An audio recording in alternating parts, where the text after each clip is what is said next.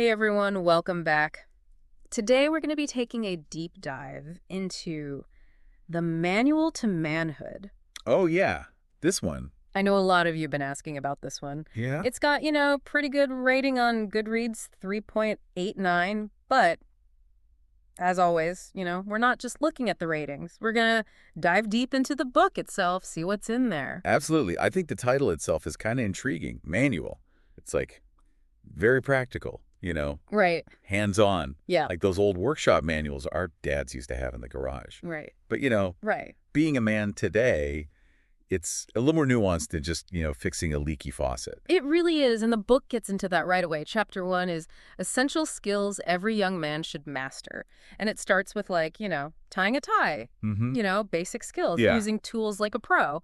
Yeah. But it's interesting because it seems like he's getting at something deeper there. I think so, too. Yeah. We live in a world where you can Google how to do almost anything. But why the emphasis on mastering these seemingly simple skills? Mm-hmm. I think it's about developing a certain mindset, the confidence that I can handle this, Right. Resourcefulness, problem solving. These are the core skills that can translate to any challenge. Yeah, that's such a good point. Yeah. Like almost building that foundation of confidence early on. So you've got the being capable part. But then chapter 2 goes into navigating the social world, communication, Right. relationships. That's where things get a little tricky for everybody. Oh, yeah. Yeah. Right, for sure. And the book really focuses on a skill that I think is more important than ever in our digital world, and that's active listening. Yeah.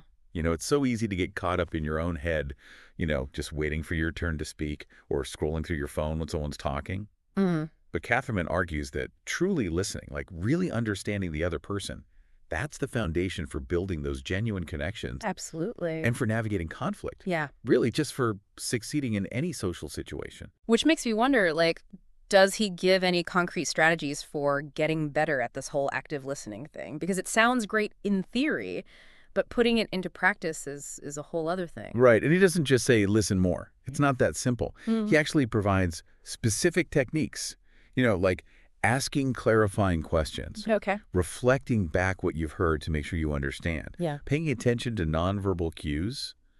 It's really about shifting from just hearing words to really absorbing and engaging with the message. I like that, like taking a mindful approach to communication. So we've got the skills, the social savvy. What's next? Well, this is a good one. Chapter 3 is all about maintaining personal hygiene and style. Okay. Now, before you roll your eyes and think this is superficial, think about it. How we present ourselves to the world, it really is a reflection of how we value ourselves.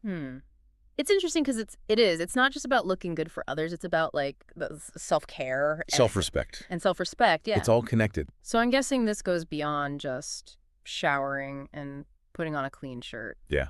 The book really dives into things like, understanding your skin type, finding a style that reflects your personality, and even the art of dressing well on a budget. Now I'm curious, does he get into specifics like skincare routines or what to have in your wardrobe? Because that's something I've always struggled with, finding that balance between looking put together without it becoming overwhelming. Yeah. And, Catherman keeps it pretty simple. Okay. He talks about building a capsule wardrobe, a set of versatile pieces that you can mix and match, Yeah. and having a simple skincare routine. Yeah. It's really about efficiency and intentionality, not just following trends. Right. Like building that solid foundation for your personal style. And then we get to I think this chapter probably resonates with a lot of people, financial literacy, managing money wisely. Oh, yeah. This is huge. And I'm glad he addresses this head on because, let's face it, finances can be intimidating, even for those of us who think we're pretty good with money. But he breaks it down in a way that's really accessible and empowering. Starts with the basics: budgeting, saving, understanding credit. And then it gradually builds up to more advanced concepts like investing. You know what I think is interesting is that he doesn't just focus on the technical side of it, Yeah, but the mindset shift that's needed to really be financially secure. totally. That whole concept of pay yourself first, treating savings as a non-negotiable expense.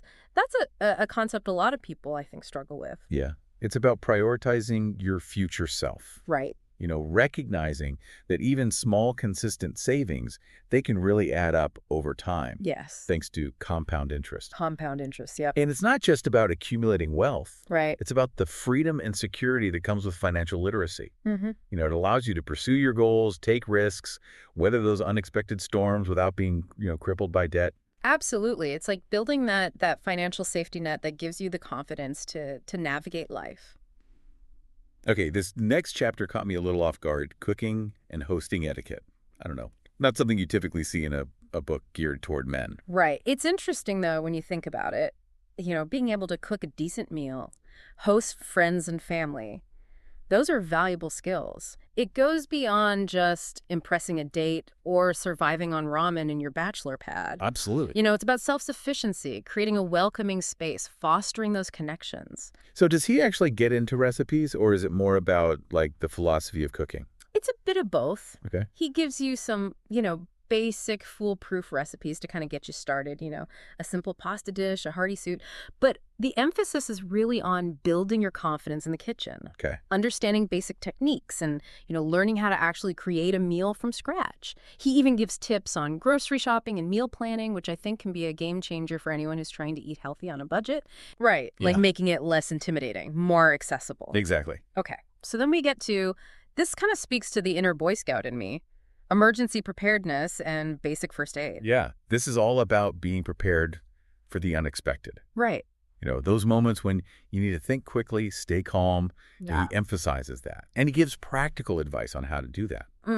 So it's not just like, knowing CPR or building a first aid kit. It's that mental resilience, right? Being able to assess the situation. Exactly. He covers everything from assembling a first aid kit, not just with the basics, but things like, a CPR mask, emergency blanket, and of course, understanding those basic first aid techniques. Yeah.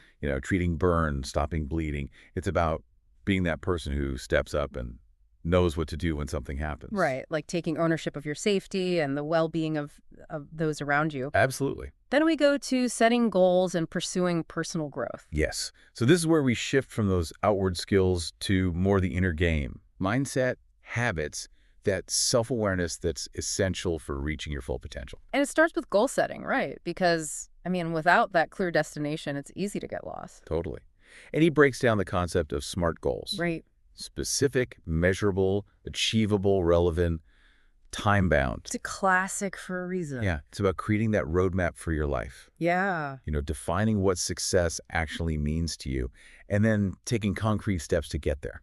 And I'm assuming this isn't just like, career aspirations or financial goals. No, it's all-encompassing. Right. All areas of your life. Relationships. Health, personal development. Yeah. The whole package. Yeah. Okay, and then finally we get to, at least in this first part, responsibility and leadership. Now, those are big concepts, and often, people think about them later on in life when they're more established. But how does he approach it in a way that's relevant to someone just starting out? Well, he makes it clear that leadership isn't about having a fancy title or, years of experience. It's about the choices you make every single day, the way you treat other people, the integrity you demonstrate, even when no one's watching. Right. It's about stepping up, taking ownership, and inspiring others by your actions. And it starts with self-leadership. Right. Mastering your own thoughts, emotions, and behaviors. I like that. It's like laying the groundwork for becoming a leader in all aspects of life, career, relationships, in your community. Okay, so we've covered a lot in this first half of the book. Maybe we take a quick break and then come back and finish up the rest. Yeah, sounds good. Yeah. I'm really curious to see where he takes these ideas in the second half. Me too. We'll be right back. Picking up where we left off with this manual to manhood, it's interesting how he digs deeper into those ideas of responsibility and leadership. Yeah. It's not just about being the guy in charge, right? Right. It's more about that personal growth, the accountability, and making a positive impact. Right. Yeah, it's almost like he's saying true leadership starts with leading yourself first, right? Absolutely. Mastering your own thoughts and actions before you can guide others. Yeah, and it all ties into the next section of the book where he talks about the importance of continuous self-improvement. Right. It's realizing that growth is a lifelong journey. Yeah. It's not a destination. Right. It's not like you just get there and then coast. Right. He wants people to embrace that growth mindset. Right. looking at challenges as opportunities to learn and never stop seeking out knowledge and new experiences. It's almost like he's giving us permission to not be perfect, right? To Right. make mistakes as long as we're learning from them. Exactly. And, in a world that's so obsessed with perfection and instant gratification, Wow. that's kind of refreshing. It is. And he doesn't shy away from the importance of self-awareness in all of this. Right. He encourages readers to reflect on their strengths and weaknesses, identify areas they want to grow in, and actually seek feedback from others. Mm. It's about taking an honest look at yourself and then taking those deliberate steps to improve. Which makes me think about something we talked about earlier, how this book isn't just for young men. Right. These principles of self-improvement, personal responsibility, and lifelong learning, those are valuable for anyone. I agree 100%. And he reinforces that by emphasizing balance in life, Okay. finding that sweet spot between your own personal growth and giving back to others, nurturing your well-being while also contributing to the world around you. So it's not just self-improvement for the sake of self-improvement. No. It's about using those skills and insights to actually make a difference. Yes, make a positive impact. Lift others up. Leave the world a little better than you found it. Exactly. Yeah. He encourages people to find causes they're passionate about and actually get involved. Right. Whether it's volunteering, donating, or just being more mindful and compassionate in your everyday life. Yeah. It's about realizing we're all connected, Hmm. and those small acts of kindness can have a huge ripple effect. Okay. This next section is particularly interesting to me. The pursuit of excellence. Oh. That's a concept that I think can be easily misunderstood. People associate it with perfectionism or just an unhealthy drive to be the best. Oh, yeah. So how does he approach this idea? He's very careful to separate striving for excellence from chasing perfection. Oh. He says it's not about comparing yourself to others or trying to be perfect at everything. No. It's about setting high standards for yourself, Right. pushing yourself to be the best version of you, and always looking for ways to improve and grow. So it's about embracing that journey, Yes. finding joy in the process of becoming rather than just focusing on that end goal. Exactly. And he reminds us that setbacks and failures, they're inevitable. Oh, yeah. They're part of the process. The Absolutely. important thing is to look at them as learning opportunities, to dust yourself off, to make adjustments, and just keep moving forward.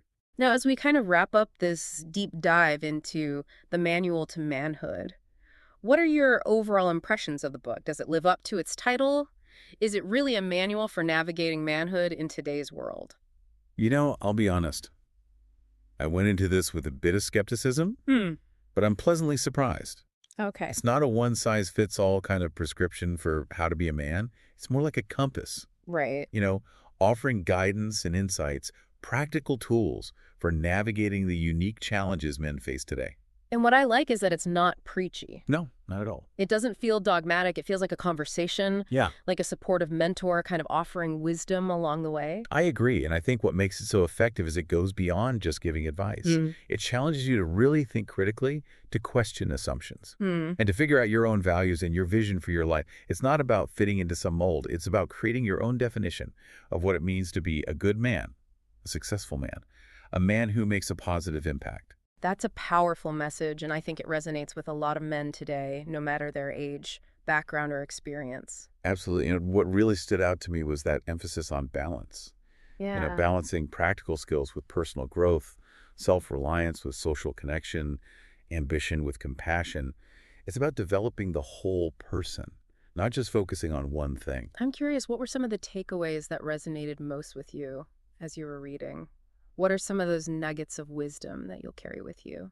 One that really stuck with me was that idea that leadership isn't about wielding power over others. Right. It's about empowering those around you, lifting them up and inspiring them to be their best selves. It's a subtle shift in perspective, but it's really powerful. Yeah, I love that. And for me, it was the emphasis on lifelong learning. In a world that's changing so rapidly, it's easy to feel like we need to have all the answers to project that image of confidence and certainty. But he reminds us it's okay to not know everything, to be curious, to ask questions, and to constantly be seeking out new knowledge and experiences. That's so important, and it ties back to that growth mindset we talked about earlier. Exactly. The idea that we can always learn and evolve no matter where we are in life. Now, I know you're someone who always looks for practical, actionable advice. Oh, yeah. Did you find that the book delivered in that regard? Absolutely. He offers specific tips, techniques, even step-by-step guides. Wow. for things like creating a budget, developing a morning routine, mastering those basic cooking skills, and even putting together a first aid kit. Hmm. It's like he knew the questions and doubts readers would have and gave those concrete solutions. So it's one thing to talk about self-improvement or leadership, but it's another thing to actually give people the tools to make those changes. I agree. Okay, I'm going to put you on the spot here. If you could sum up the essence of this book in one sentence, what would it be? Oh, man, that's tough. Okay, I think I'd say the Manual to Manhood is a call to action, encouraging men to embrace their full potential, not by conforming to outdated stereotypes, Right. but by defining their own values, cultivating essential skills, and striving to become the best versions of themselves. I love that. That's a really concise and inspiring summary of the book's message. Thanks. Now, before we move on, I want to acknowledge that the title of this book might not resonate with everyone, Yeah. and that's okay. The ideas in here, self-reliance, social intelligence, financial literacy, personal growth leadership, these are valuable for anyone. I agree completely. So it's recognizing that while the journey of self-discovery and personal growth might look different for each person, the core principles are the same. Well said. Now, for those of you who are interested in diving deeper into these ideas, I want to mention that he also has a companion workbook Oh, nice. that provides more exercises, prompts, and resources to help you put these principles into practice. That's great. It's like having a personal coach to guide you along the way. Exactly. Mm. Now, as we get into the last part of our deep dive, I want to circle back to something we touched on earlier, the importance of giving back. Using your skills and talents to have a positive impact on the world. It's a theme throughout the book, and I think it deserves some extra attention. I think so, too. It's easy to get wrapped up in just personal success and achievement. Right. But true fulfillment often comes from using what we have to serve others, to contribute to something bigger than ourselves. Right. And he makes a really strong argument for why this is an essential part of becoming a man and to living a meaningful life in general. It's not just about what you achieve for yourself. It's Right. about the legacy you leave behind. Yeah, the impact you have on other people's lives. Okay, ready to wrap up our exploration of the Manual to Manhood. Absolutely. I'm ready to pull it all together and offer some final thoughts for everyone listening. Welcome back. So as we wrap up our deep dive into the Manual to Manhood, I'm curious, what are your big takeaways from this whole exploration? What really stood out to you? I think what surprised me most was how the book brought all these different ideas together, practical skills, social intelligence, personal growth, leadership, giving back. It all kind of fit into this framework for what it means to be a well-rounded guy today. It's not just a list of things you got to do. It's like a whole approach that gets how complicated being a man is nowadays. Yeah, I agree. And I keep coming back to that idea of balance. It's not about being perfect at everything. It's about finding that sweet spot where you're taking care of yourself, your relationships, going after your goals, and giving back to the world around you. Definitely. Yeah. It's like all these parts of our lives, they work together. And the book does a good job of showing how those core values and skills, they can really make a difference, not just for you, but for everyone around you. It's like building a solid foundation, one that helps you face those tough parts of life with confidence and purpose. Exactly. And I think that's what makes this book so useful. It gives you a map, not a set of rules. It says, define success how you want to. Create your own idea of what manhood means, and embrace that journey of becoming who you are. So for everyone listening, what are your takeaways? What clicked for you? What are you going to do differently now? Remember, this is just the start, right? Reading's one thing, but actually using these ideas, that's where the real change happens. So think about what you learned, pick one or two things you want to focus on, and start taking small steps. Great advice. It's not about making huge changes overnight. It's those little things you do consistently that make a big difference over time. And don't be afraid to get support. Find a mentor, join a group, connect with people on the same path. You don't have to do this alone. Well said. And remember, it's a journey, not a finish line. There will be bumps in the road, challenges, times when you doubt yourself. But the key is to learn from it all and keep moving forward. Don't underestimate those little actions you take every day. They might seem small, but they add up. They can change your life and the lives of the people around you. Couldn't have said it better myself. Yeah. Thanks for joining us for this deep dive into the Manual to Manhood.